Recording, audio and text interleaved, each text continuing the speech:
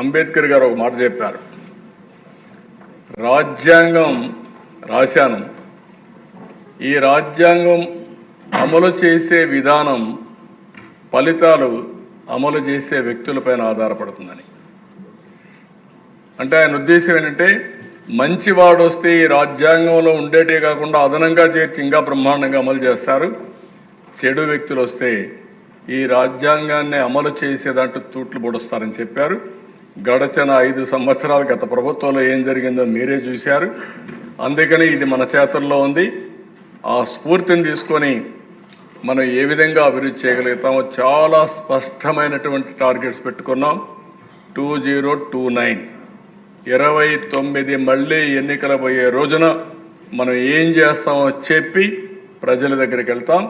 ఆ తర్వాత కూడా 2047కు ఇప్పుడు సాధించిన ఫలితాలు చూసి మనం ఎక్కడుంటాం కూడా ప్రజల్లో ఒక నమ్మకాన్ని కల్పించడానికి ముందుకు పోతున్నాం.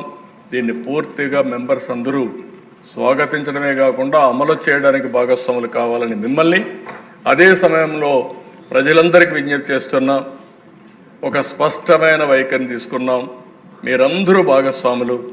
ఇందులో ప్రతి ఒక్కరికి మీరు భాగస్వాములే కాకుండా మీకోసం తయారు చేసిన విజన్ ఇది, మీరు గెలిపించిన ప్రభుత్వం తయారు చేసిన విజన్ ఇది.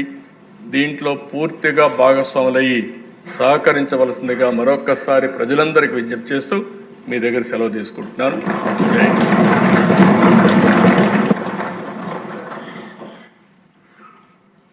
గతంలో